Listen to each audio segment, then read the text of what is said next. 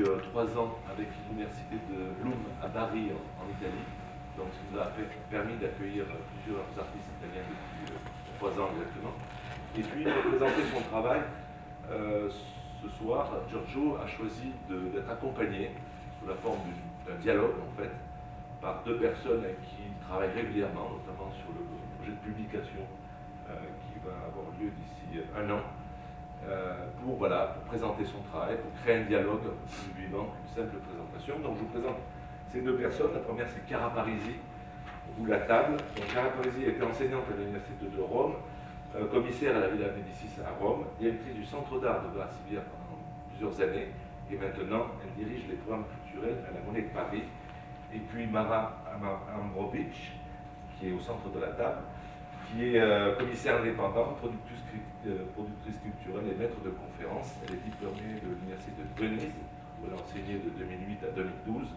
Elle a été commissaire du pavillon slovène à la 52e Biennale de Venise, il y a peu de temps, et a dirigé un programme de recherche et de résidence à Venise entre 2008 et 2012.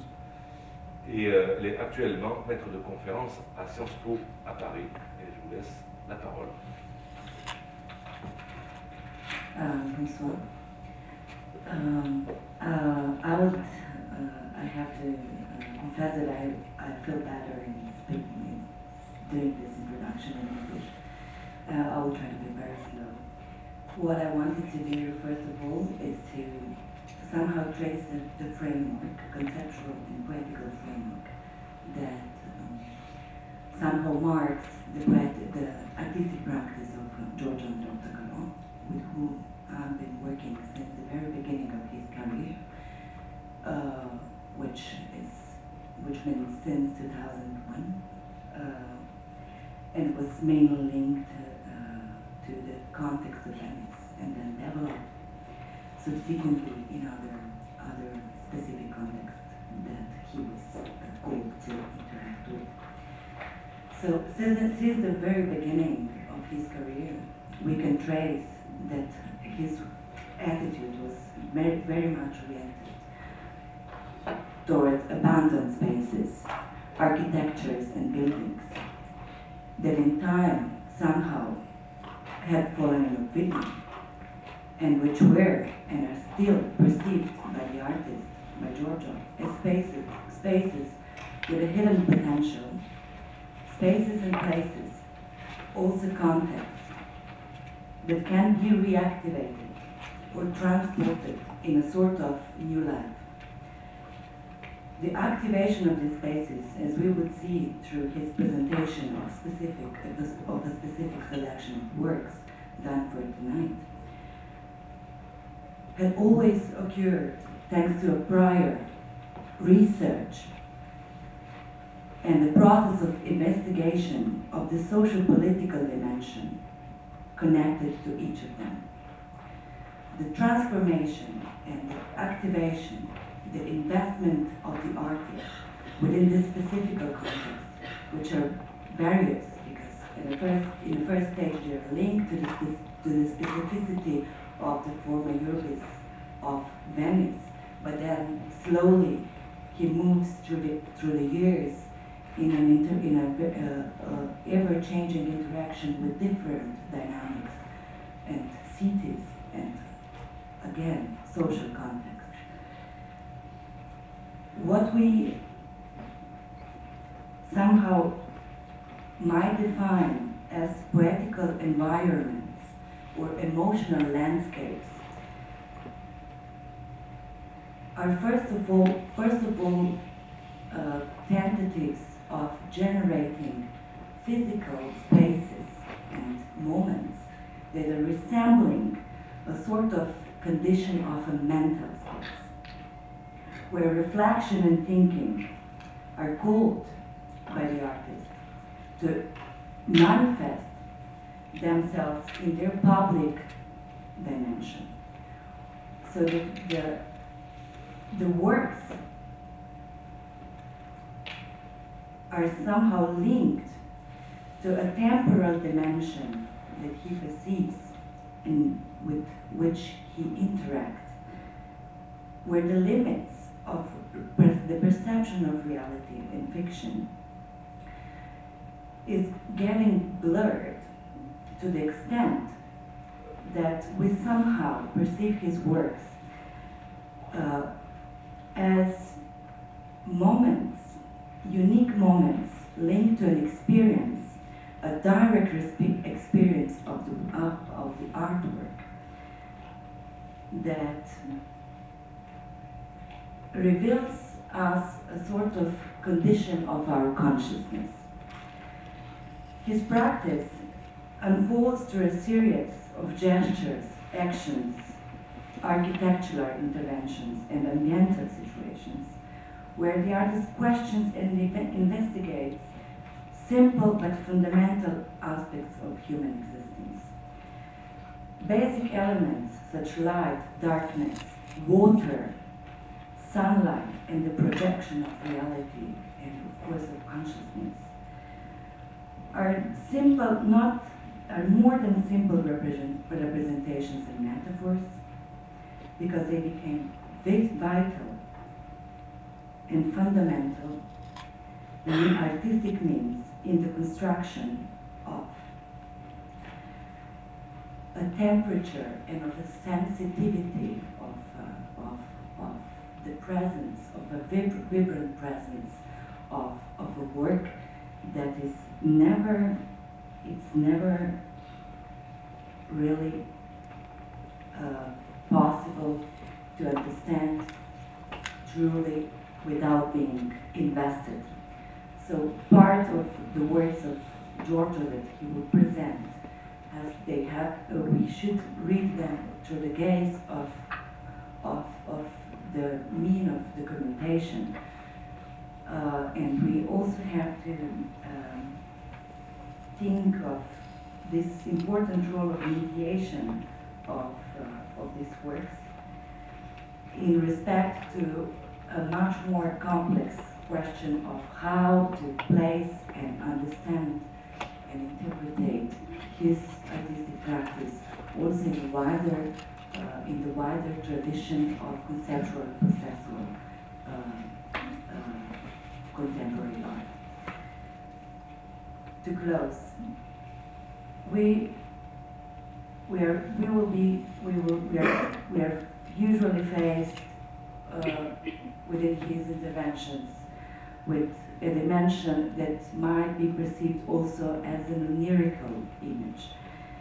And we are called to invest our intimacy and our personal understanding of reality and of the shifts that he is calling into play,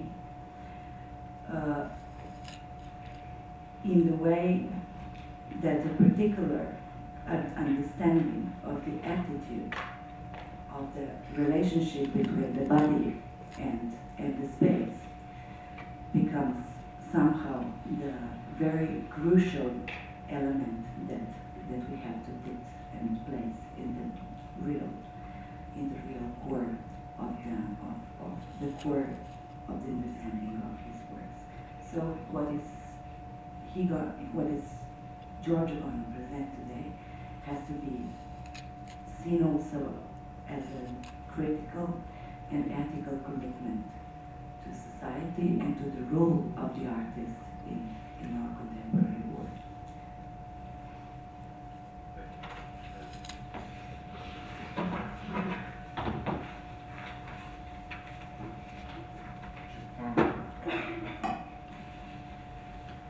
Je prends le micro. Avant tout, je veux dire merci à tout le monde qui est venu là. Et ce soir, en fait, je vais présenter une sélection de travail, des interventions à partir du début, en fait, parce qu'il y a beaucoup des étudiants. Ça, c'est une école, c'est même un centre d'art, mais je veux partir du début quand j'étais étudiant moi-même et expliquer comment ça a développé aussi les travaux. Donc, je décidé de partir pas par moi-même, mais par un autre artiste que probablement vous connaissez bien, qui s'appelle Gordon Matta-Clark. Moi j'ai fait mon diplôme sur son travail, et quand j'ai commencé à étudier son travail, je me suis rendu compte qu'en fait c'est pas possible de connaître jusqu'au fond, parce que c'est tout un travail qui se développe autour de l'expérience physique du public. Donc imaginez de connaître un ouvre, une intervention, sans la parcourir sans les mouvements des dents. C'est impossible, c'est impossible en fait. Même si Matta-Clark a travaillé sur la photographie, il a cherché même de donner cette condition de déconstruction de l'espace et de l'architecture. Ça, il arrive pas au public jusqu'au fond, parce qu'en fait son travail s'explique dans l'expérience directe.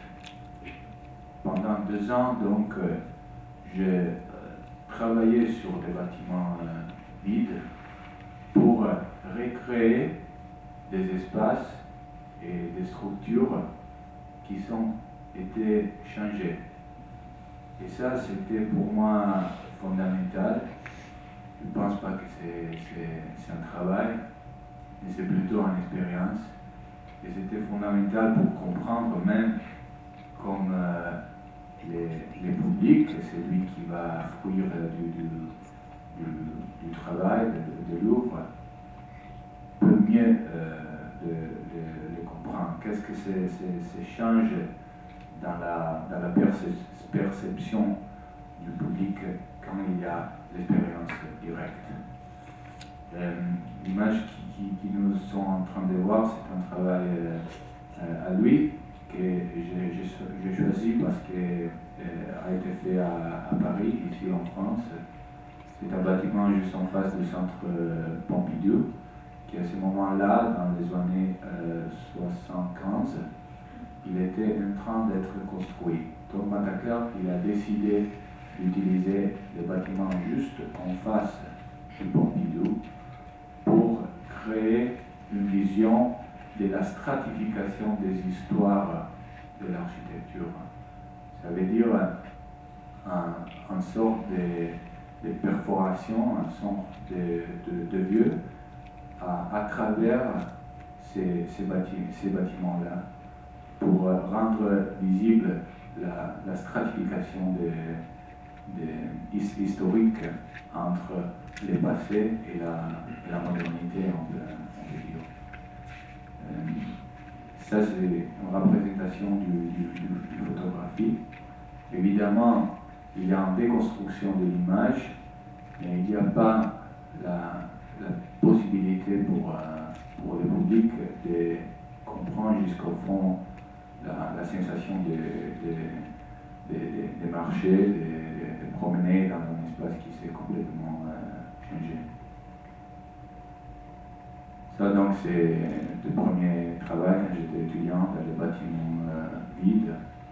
Je travaillais là-bas sans rien. Je voulais l'électricité du bâtiment et je commençais à casser les murs, quoi. Complètement débile, parce que en fait, c'était plutôt une exigence pour moi de recréer un espace qui s'est déconstruit et comprendre cette chambre de sensations, quoi. Et donc ça, c'est plutôt pour m'accrocher à vous, pour ce qui c'est mon passé. Et de 2004, je passe à une autre intervention dans un espace d'architecture dans la ville.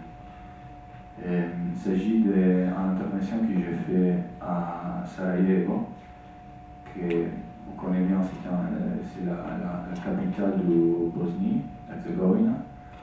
Et j'étais là en 2005, 10 ans après la guerre. Et quand j'étais arrivé là-bas à Sarajevo, j'ai trouvé un ville qu'il était en train d'échanger en direction d'un nouvel début. Ça veut dire qu'elle était complètement détruite et elle était en train d'être reconstruite.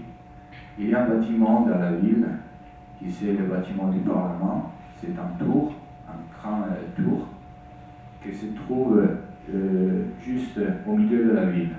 Et la ville se développe dans un ligne urbain qui va de l'est jusqu'à l'ouest. Donc ça veut dire que le soleil va faire son mouvement et traverse la ville et donne à les bâtiments du Parlement une sorte de fonction de méridienne. C'est comme ces bâtiments-là, ça devient un instrument de mesuration du temps. Et je trouve que ça devient un instrument de mesuration du temps, même parce qu'il est la représentation de changement, la représentation de reconstruction de la ville. Donc, par là, on peut même parler de la situation générale de la nation, mais même du fait qu'ils sont passés après les murs de Berlin, à mon avis, parce que c'est une nouvelle configuration de la zone de l'Est d'Europe. Ça, c'est des images dans l'intérieur du Parlement, complètement détruit. Et c'est le 17e étage. Et dans le 17e étage, qui correspond à la ligne d'horizon, j'ai décidé de recréer pendant la nuit un phénomène naturel. Et c'est le phénomène de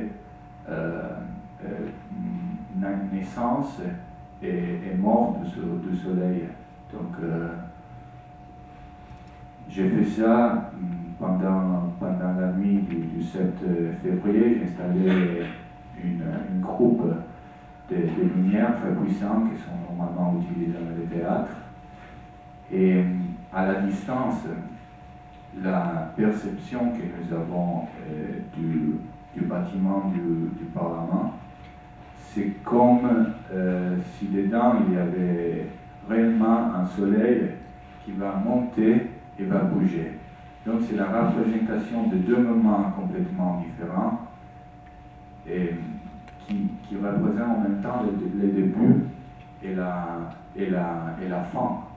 Donc un moment de transition des bâtiments de la société, de la nation entière. C'est comme si l'architecture, ça devient une sorte de monument et change son valeur, change son fonctionnalité.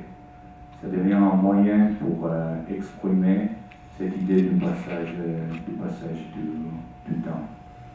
C'est une intervention qui s'ouvre au public, dans les gens qui passent pour la rue et qui par hasard se trouvent à regarder ces phénomènes, disons. Il avait une réaction très différente que quand il a pensé qu'il y a deux feux dans le bâtiment.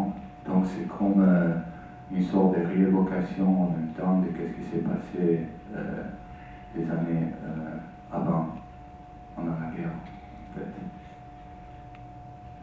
Je ne sais pas si vous allez comprendre qu'est-ce que je veux dire, parce qu'en français, c'est basique. Et ça, c'est une autre intervention dans l'architecture que j'ai fait en Italie. Et, particulièrement dans une ville qui s'appelle Bologne. Et dans la ville de Bologne, il y a zone qui est en train d'être changée. C'est là qui s'est représenté dans l'image. Et c'est en cours dans cette zone, que c'est juste dans l'autre côté de la gare du train, une rénovation urbanistique, d'urbanisme, et la construction de nouveaux bâtiments et la destruction d'autres bâtiments. Les nouveaux bâtiments de quoi je parle, c'est les bâtiments de la mairie, de la municipalité, que vous pouvez voir sur l'image à droite. C'est un grand bâtiment en verre qui s'est arrivé au milieu du désert des bâtiments détruits. Et à mon avis, il n'y a pas gagné, on peut dire, une identité. Donc, j'ai décidé de donner lui une sorte d'identité à travers des témoignages de gens qui a vécu dans les quartiers de cette part de Bologne. Ça, c'est l'intérieur du bâtiment et l'accueil. Dans l'accueil, il y a un escalier. Et là-bas, le public, il était spectateur d'une action qui s'est développée sur les toits du bâtiment. En même temps, la reconstruction de l'histoire de la ville par des témoignages de gens qui ont vécu là-bas était diffusée à travers une installation audio. Donc, vous étiez dans la même condition que maintenant, mais dans les bâtiments, et vous écoutez l'histoire et tout ce qui s'est passé dans cette part de la ville spécialement. Et je même diffusé cette raconte audio par la radio.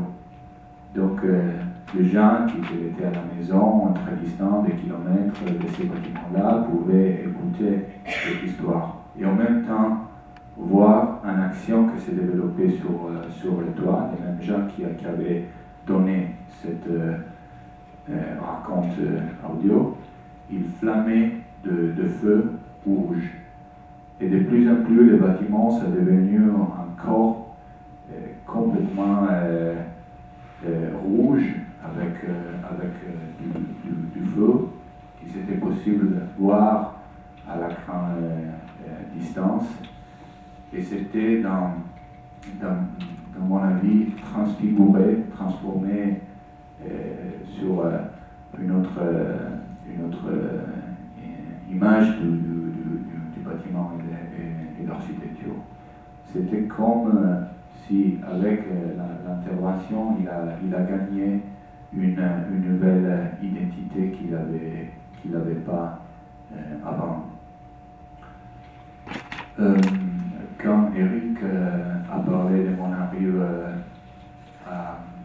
ici à la Ville Arsan, c'est parce qu'en fait, c'est part d'un prix qu'il avait à Bari, dans le sud de l'Italie. Et c'était un expo organisé à l'intérieur d'un théâtre. Et le théâtre, c'est celui-là, ça s'appelle Théâtre Margherita. C'est un théâtre qui était construit sur l'eau, parce qu'il n'y avait pas la possibilité à ce temps-là de construire un autre théâtre sur la terre, sur le sol public. Donc la géniale idée, c'était de le construire sur l'eau. Et ce théâtre a été détruit complètement par un grand feu, je ne sais pas comment on dit, et la destruction de ce théâtre dans 1911, c'est toujours un sort de mystère, parce que probablement c'était un acte voulu, décidé pour reconstruire les théâtres en béton. et donc une sorte de spéculation autour de ça. À la distance de 100 ans, j'ai recréé les grands feux qu'il y avait dans la même nuit, à la même heure. Et c'était pour moi une sorte de tentative de faire une réflexion sur lequel sera le futur de cet espace. Parce qu'en fait, après 30 ans, et après cette intervention, les théâtres, ils allaient devenir un lieu pour l'art, un musée. Donc, je me suis posé la question si, même sur moi-même, qu'est-ce que c'est la réelle fonction d'ouvrir un espace public, s'il y a une idée de spéculation, quoi, ou s'il y a une réelle volonté d'ouvrir la culture à la société. Et recréer le feu, c'est en même temps un acte de purification, à mon avis, vers les bâtiments. Ça, c'est de que je parlais, c'est une partie de mon travail. Et il y a d'autres interventions sur l'architecture, mais il y a même une partie du travail qui est très liée à la recherche de sculpture. Et ici, j'ai mis une image des sculptures que j'ai réalisées pendant longtemps. J'ai commencé à travailler sur ça pendant mon étude à l'école de Beaux-Arts à Venise. Ça, c'est le lieu où je viens, Venise. Et c'est un lieu qui c'est toujours très très lié à mon pratique artistique. Donc, ce que vous allez voir, c'est une photo qui a été faite dans une fonderie. Je ne sais pas si on dit comme ça, on va faire des bronzes.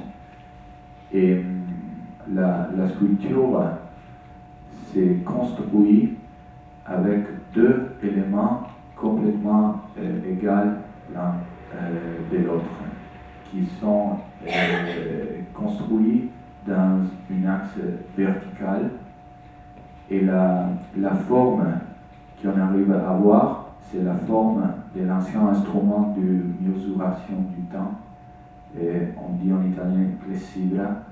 Je ne sais pas, Eric, quoi? Sablier, ok, sablier. Les bois viennent de la lagune de Venise. Donc, c'est des bois qui normalement sont plantés sur le sol de la lagune, et la mer qui va monter et descendre chaque 6 heures va complètement manger et construire les bois. C'est pour ça que vous voyez cette forme du cône, et au milieu, il y a le point où les deux parties spéculaires, les deux parties égales, sont connectées. Créer cet objet en bronze, pour moi, c'est comme fermer, comme arrêter les procès d'entropie et de destruction de l'objet et donner lui une forme éternelle, permanente, que c'est la forme d'instrument de mesuration du temps. Donc le processus du travail, c'est bloqué dans la forme de la sculpture.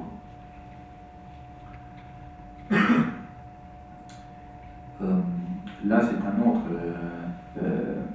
travail de sculpture que j'ai fait pour la Biennale de sculpture à Carrara. Et Carrara, c'est le lieu en Italie, on va prendre les marbles, c'est très connu en fait. Et pour la Biennale, j'ai décidé de créer un monument, parce qu'en fait, le thème de toute la biennale, c'était les monuments. Un monument pour les ouvriers, les ouvriers qui travaillent dans les caves de marbre. Donc j'étais là-bas à les caves à travailler pour un mois et les résultats de ces travaux, c'était détacher de la montagne un bloc de marbre.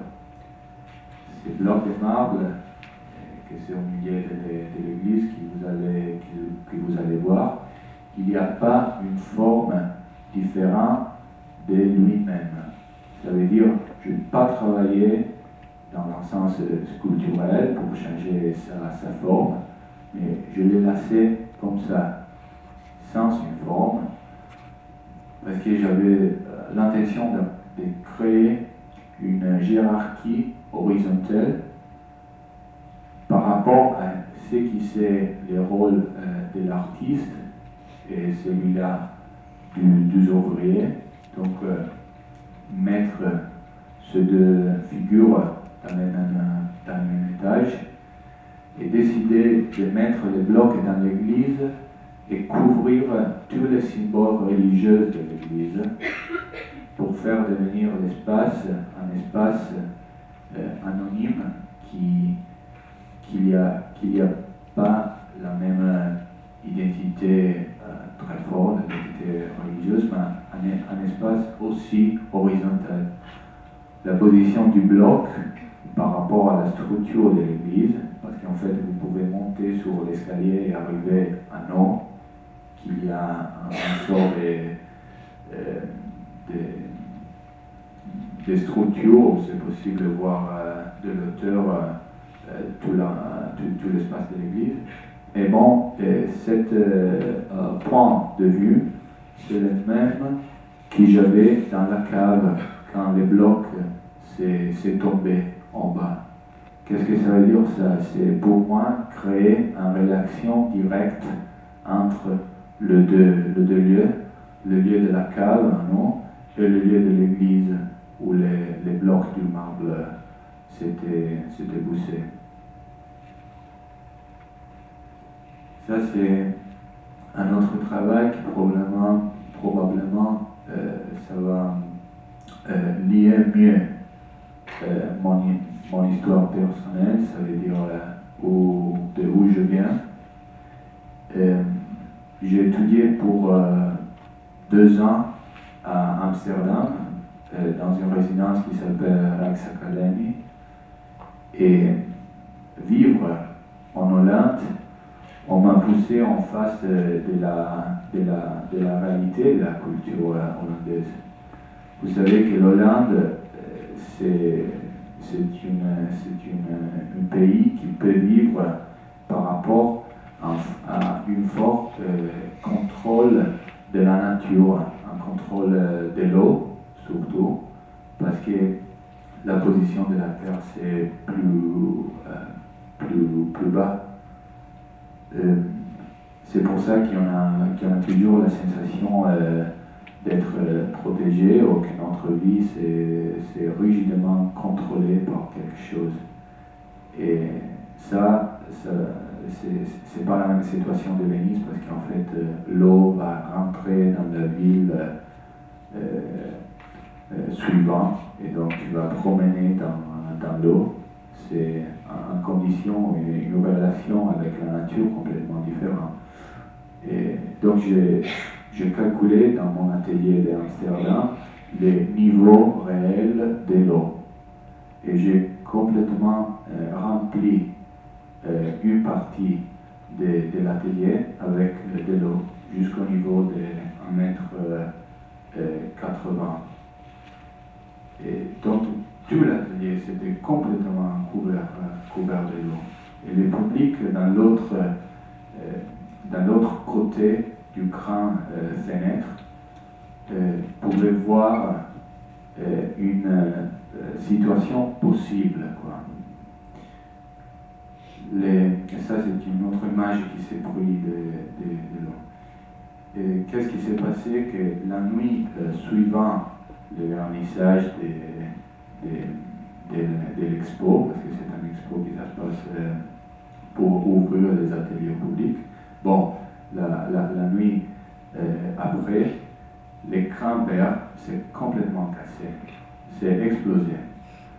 Et moi j'étais là à ce moment-là, c'était 10 heures de soir, et j'étais complètement couvert de l'eau qui s'est arrivée dans l'autre côté de l'atelier. Et bon, on peut penser que le travail c'était un échec. Mais à mon avis, c'est dans ces moments-là que le travail c'est devenu le plus puissant, parce qu'il a passé la barrière de représentation et il est entré avec une grande puissance dans la réalité.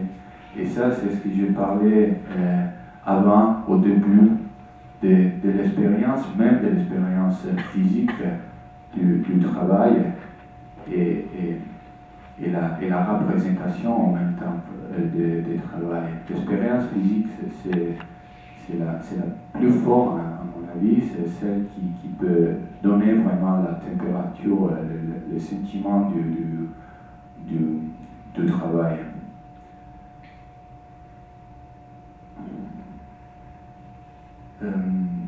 Cette idée s'est développée même par un autre projet où encore il y a cette liaison entre Amsterdam et Venise.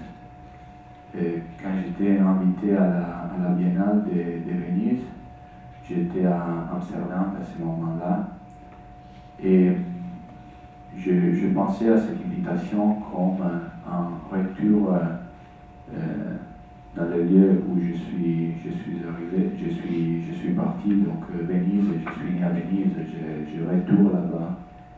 Et donc pour 2 mois, j'ai promené de Amsterdam jusqu'à Venise, à travers l'Hollande, à travers l'Allemagne, à travers les Alpes, l'Autriche, jusqu'en Italie, jusqu'à Venise. Et j'ai décidé dans ce cas-là de faire une intervention audio dans un espace de la Biennale qui c'est le seul espace ouvert, un jardin qui était construit par un architecte vénitien qui s'appelle Carlo Scarpa, parce que c'était là-bas le lieu où il était possible de penser une action qui se roule dans notre lieu. Donc le public qui était là-bas, qui était dans les jardins, écoutait justement les phrases que je disais par l'intervention audio et pouvait vraiment construire une connexion entre les lieux où ils étaient et l'action qui s'était développée dans un autre lieu.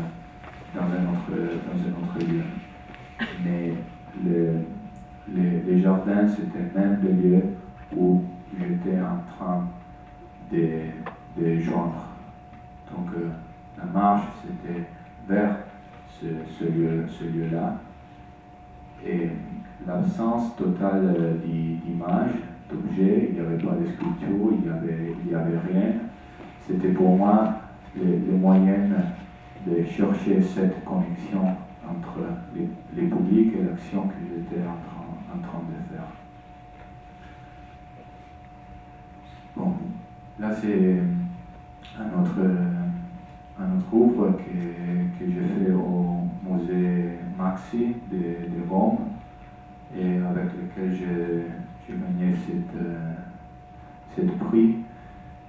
Et de ce travail-là, je n'ai pas des images. Je veux dire, je n'ai pas des images de ce qui s'est passé dans l'installation que j'ai réalisée. Parce qu'en fait, je trouve que ce n'est pas possible la documenter. J'ai juste des images de construction de l'installation s'agit d'un grand, gigantesque caméra obscura construit à partir du fenêtre centrale du bâtiment. Dedans, l'espace était complètement noir et faire un espace complètement noir dedans, c'était comme annuler l'architecture du musée, que c'était assez puissant. Donc, ce que vous allez voir, c'est une grande chambre circulaire qui va prendre la physionomie d'une tête. Après, je le montrerai. À l'intérieur, il y avait la pavimentation complètement couverte d'eau. Et donc, l'image qui c'était possible de voir dans l'autre côté de la fenêtre, sur un mur, en reverse, parce qu'en fait, la caméra oscura donne la possibilité de projeter des images en reverse. Bon, cette image, c'était réfléchie sur la pavimentation d'eau. Donc, on est dans un espace complètement noir, complètement dark, et on avait la possibilité de voir l'image extérieure de la ville projetée sur l'eau. C'était comme être pris de force dedans un espace noir, un espace profond. Et cette image de la ville, ça correspond pour moi avec l'action de voir. C'est-à-dire que l'action de voir, c'est une action mentale. Ça veut dire que c'est une action qui s'est liée avec l'idée du temps, l'idée de dilatation de l'espace. L'image que vous voyez dedans l'installation, il n'y a pas, parce que c'était en changement continu, donc c'est pas possible de la fixer dans une image du photographie. La seule photographie que j'ai réalisée de cette grande image, c'est une impression sur le papier photo direct.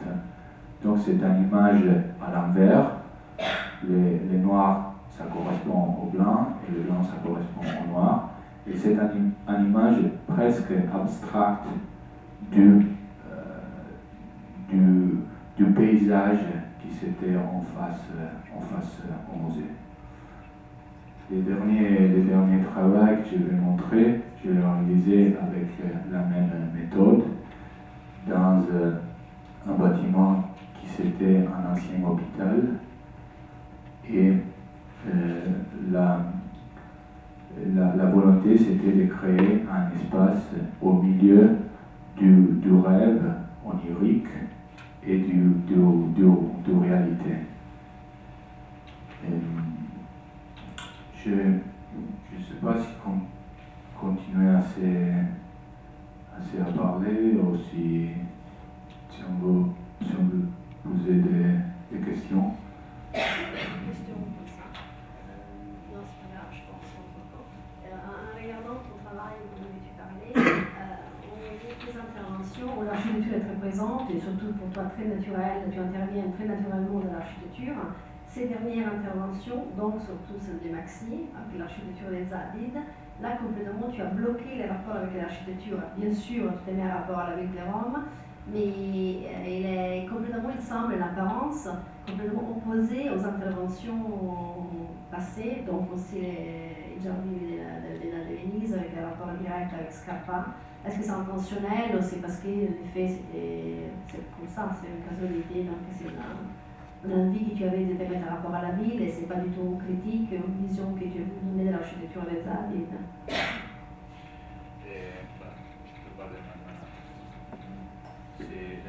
c'est plusieurs différents aspects.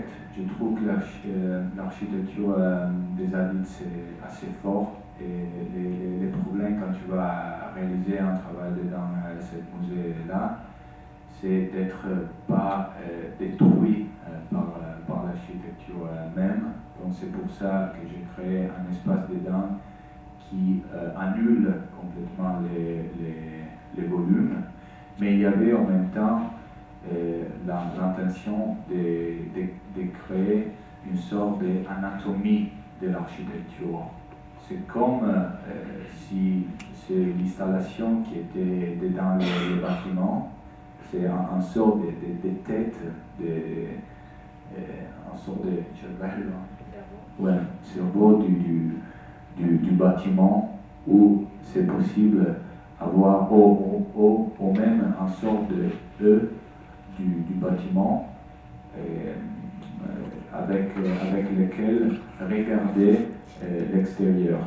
Mais en même temps, il y a avec l'intervention une sorte de relation entre les paysages et la ville et le musée. Donc, c'est comme dire la dimension publique de l'extérieur qui va rentrer dans la dimension du bâtiment du musée. Donc, c'est comme fermer, annuler, mais en même temps ouvrir. Donc, une sorte de passage osmotique, osmose, entre les deux réalités et les deux espaces. Ouais, je pense comme ça.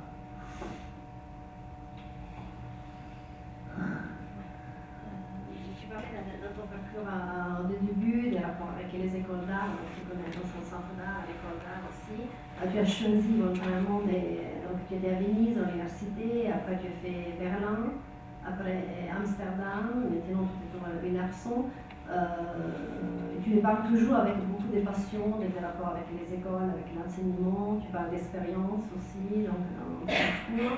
Est-ce qu'il y a eu un vrai impact sur ton travail, ces parcours des résidences, d'enseignement pédagogique?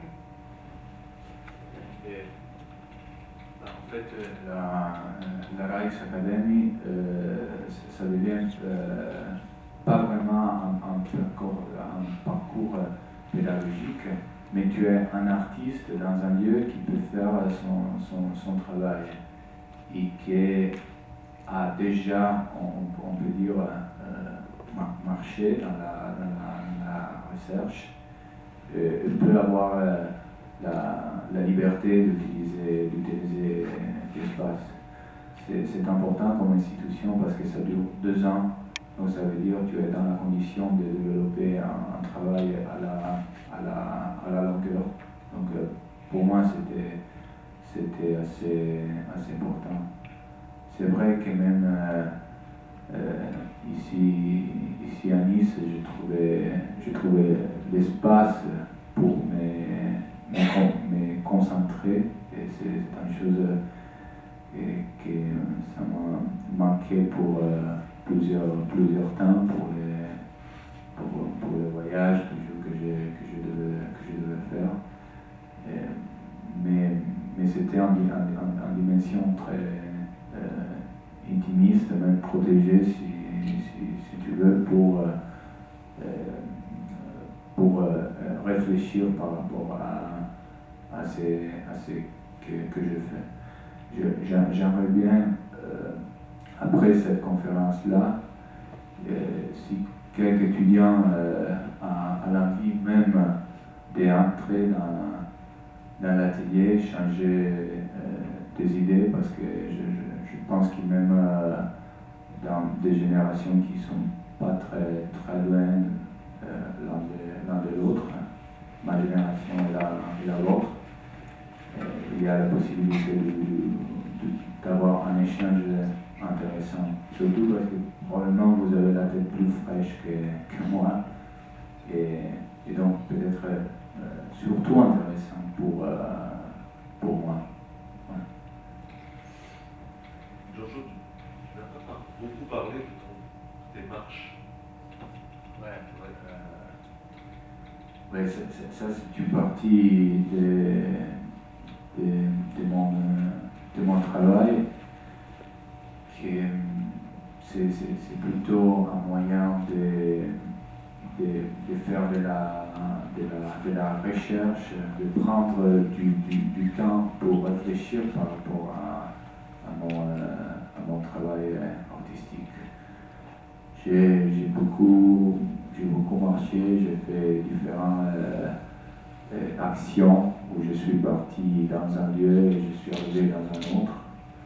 J'ai fait même un parcours qui s'est développé de la ville de Narbonne il y a 4 ans et je suis arrivé à pied jusqu'à Porto, en Portugal, pour une 3 mois, 2 mois et demi. Et ça, c'était parti d'un projet plus grand que je voudrais développer. Et j'aimerais bien partir de Venise et arriver jusqu'à Narbonne. Et en fait, donc, passer pour Nice aussi. Ça pour créer une connexion avec ma résidence à la Ville-Arson.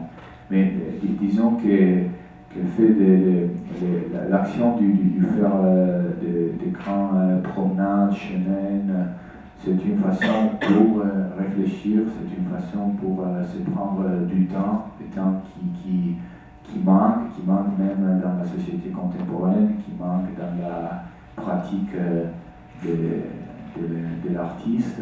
Donc c'est une sorte de statement plutôt pour revendiquer la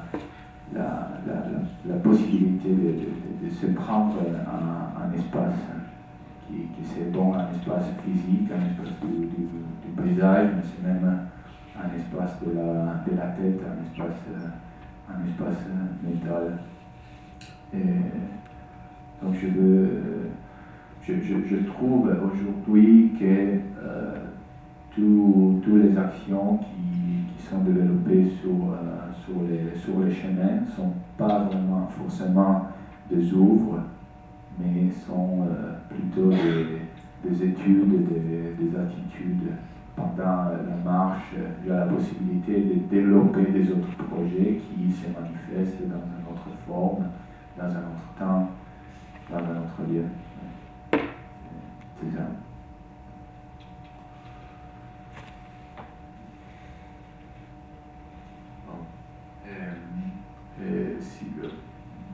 Chiara Parisi devait rentrer à Paris, en fait, c'est pour ça qu'il est allé, c'est pas parce qu'on a fait des bêtises.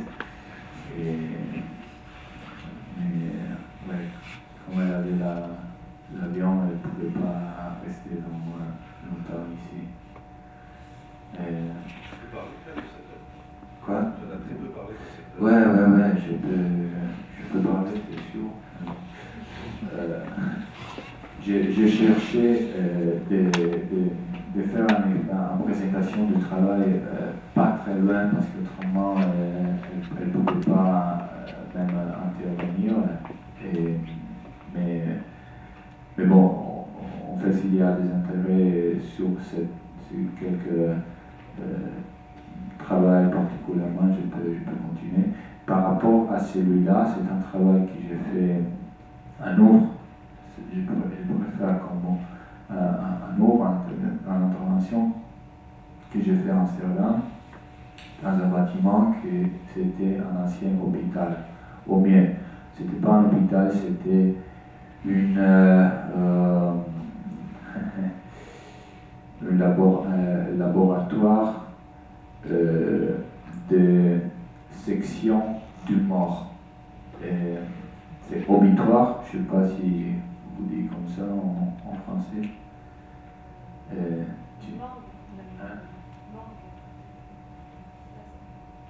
Autopsie, obituary. Ça.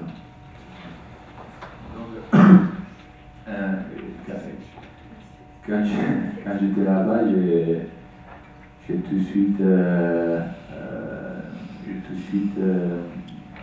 vécu directement une sorte de sentiment du monde aussi, parce que c'était très fort l'identité de ce lieu.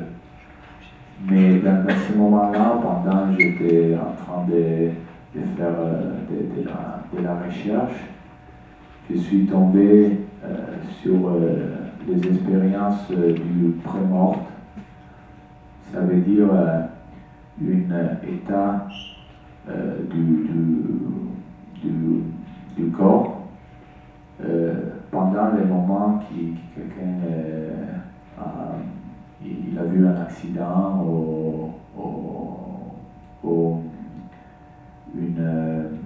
quelque chose qui a fait arrêter son cœur et sa tête.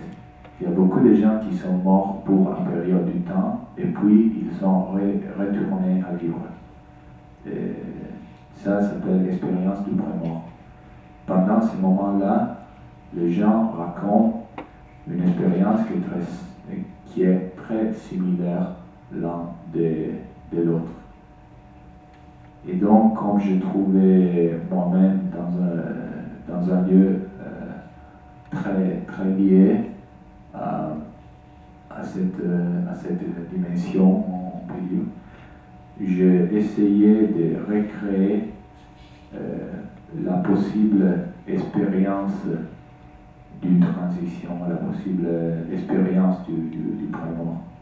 Ça veut dire projeter la réalité extérieure à travers une projection sténotaïque, ça s'appelle. Donc vous avez des arbres, des ciels qui sont projetés sur la pavimentation du bâtiment, un bâtiment complètement vide. Et j'ai demandé au public d'enlever les chaussures avant d'entrer dans les lieux pour créer une sorte de relation physique très forte avec l'espace. Parce que quand tu te lèves les chaussures, tu es pas non plus protégé, on peut dire. Et l'espace était un espace pas très clair. Bon, les images sont des images plus claires de la réalité de l'espace dedans. Mais dans les bâtiments, il y avait un clock, horloge, une tour avec un horloge.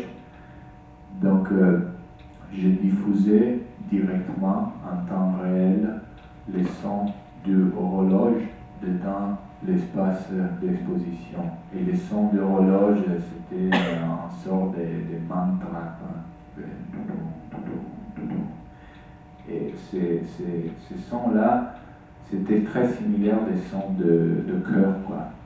Donc c'était encore un travail sur l'architecture comme un travail sur l'anatomie de l'architecture.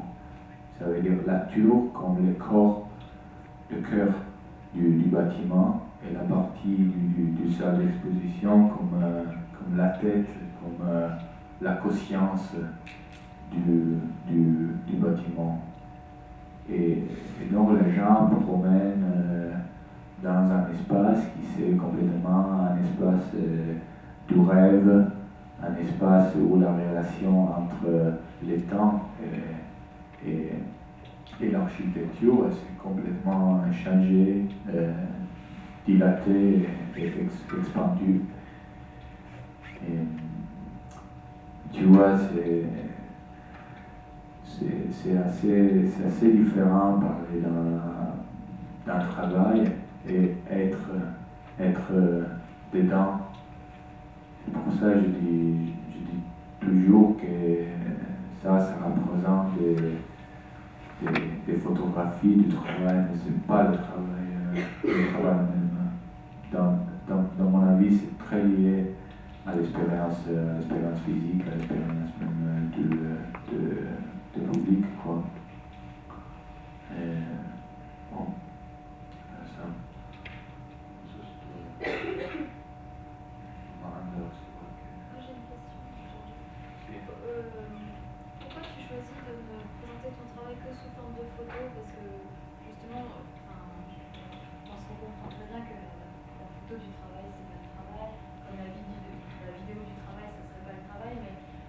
le fait de montrer, enfin, qu'est-ce que tu crains en fait de montrer une vidéo qui nous donnerait une expérience un peu plus complète avec du son et le mouvement? Bah, je pense que ça c'est pas possible. La présentation, même la présentation, même la conférence, même, elle arrive pas à communiquer jusqu'au fond la température, les sentiments du travail. Mais ça se passe pour tous les artistes. Peut-être les artistes qui travaillent avec la vidéo, donc que les displays c'est les mêmes que nous avons juste à côté. Bon, ça marche. Mais pour moi personnellement, comme si tu vas approcher un peintre, c'est la même chose. Ça veut dire que c'est pas possible de joindre la température finalement, hein, je dis finalement jusqu'au bout. C'est sûr que vous avez une idée de ce que je fais, j'ai même raconté tout ça, mais c'est vrai que finalement la relation directe c'est la relation avec l'ouvrage. Alors pourquoi montrer des photos? Tu peux aussi décider de ne rien montrer, enfin de montrer Ouais. aucune image et juste de raconter. Ouais, ça c'est sûr, hein, ça c'est sûr. Mais je ne sais pas si c'est vraiment celui-là le lieu pour faire une chose comme ça. Et je fais ça par exemple à la Biennale. Je ne peux pas montrer rien. Et on m'a complètement détruit, cassé, on m'a rempli de merde. Il a dit, c'est quoi ça, tu vois?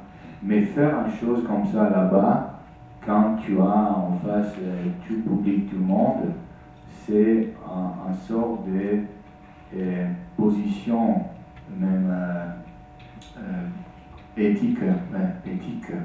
Et donc là-bas, j'aime bien faire une chose comme ça, parce que ça va changer la perception même. Tu vois, après, dans Louvre, après là-bas à la Biennale, j'ai fait un truc qui c'était assez généreuse, donc qui a donné la possibilité à tous de voir des choses. Mais par rapport à la conférence, tu vois, je parle pas même dans ma langue, donc c'est pas assez facile d'arriver à exprimer tous les étages du travail en français. Bon, si je le fais en italien, je pourrais penser de faire une présentation plus expérimentale sans rien montrer. Mais bon, tu vois, j'ai pensé travailler sur cette conférence dans un moyen plus académique, disons. Et peut-être c'était pas juste, je sais pas, mais dans ce moment-là, je pensais que c'était mieux présenter même des images du travail.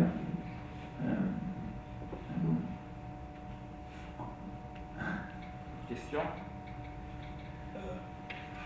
Je voudrais savoir, par exemple, pour le repérage de l'architecture, comment vous faites, par exemple, pour trouver l'architecture? Est-ce que vous venez avec un projet ou bien vous vous inspirez de l'architecture? Par exemple, je prends l'exemple de la ville Arson.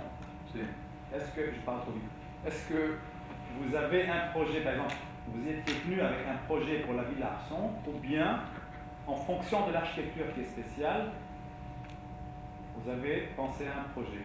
Ok. Alors, non, par rapport à... Comment je peux expliquer ça? Quand je t'ai parlé, par exemple, je ne sais pas si tu tu étais là quand j'ai parlé de Sarajevo, de l'intervention sur la tour du gouvernement, du Parlement. Oui.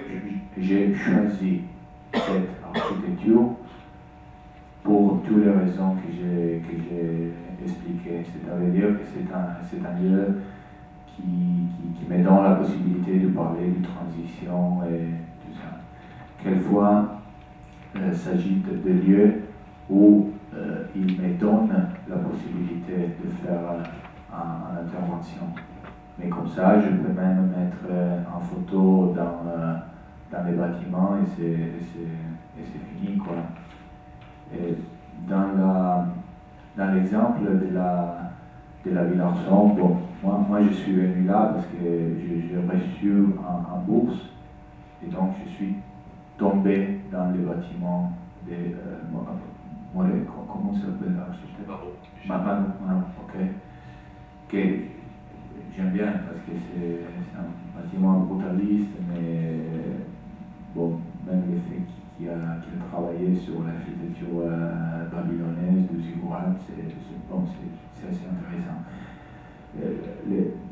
L'architecture du Ville Arson, ça peut devenir une architecture où je peux avoir l'intérêt de travailler. Mais la chose bien, je trouve, par rapport à la Ville Arson, c'est que je n'étais pas forcé à faire quelque chose. Que c'est une chose assez dangereuse quand tu vas faire une résidence, parce que tu es poussé sur la position de produire. Quand la production, maintenant, c'est quelque chose qui a partout, qui a complètement détruit notre existence, quoi, parce que tu es dans la condition que tu dois faire quelque chose. Donc plutôt être ici, ça m'a donné la possibilité de construire un espace de réflexion, comme je dis avant. Mais j'aimerais bien, en tout cas, penser à la longueur, après que j'étais là, en intervention, par exemple, sur la Ville Arson. Et donc, je ne sais pas, on verra. Et je ne sais pas si j'ai répondu à ton question. Tu as répondu à ton question? Non. Est-ce que vous avez un projet, par exemple, qu'on peut plaquer sur plusieurs architectures? Par exemple, l'histoire de l'horloge, par exemple, du sablier. Ah, ok. Voilà. Est-ce que ça pourrait être faisable ailleurs? Ok. Quelquefois, oui, mais dans la plupart des cas, c'est pas possible. Et ça, c'est pas possible même par rapport à des actions. L'idée de la performance comme quelque chose qu'on peut répéter, à mon avis, c'est pas possible dans mon attitude. Ça devient un acte unique, un geste unique, que c'est pas répétible, c'est pas possible de les refaire, quoi. Et donc même en intervention dans un bâtiment, c'est pas toujours possible de la faire encore une fois dans un autre lieu. Ça change toujours, ça devient quelque chose de différent. Il y a sûrement des choses similaires, mais ça change finalement. Donc, c'est possible, par exemple, ici à Ville Arson, de faire une intervention qui peut être proche à quelque chose que j'ai fait avant, mais c'est pas possible une transfert du travail sur la même, dans la même façon. D'accord. Ça, je pense que c'est pas possible. Ça m'intéresse pas aussi, parce que ça m'intéresse toujours d'avoir une confrontation nouvelle avec le lieu où je me trouve à réfléchir. Je ne sais pas si j'ai répondu à ton question. Oui, merci. Ok. Non, parce que quelquefois, c'est pas très facile de comprendre la question jusqu'au fond. Donc,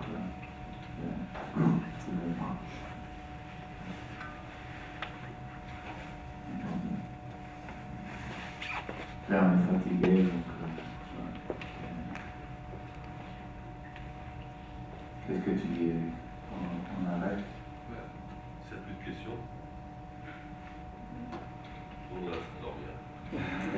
Alors, merci encore une fois.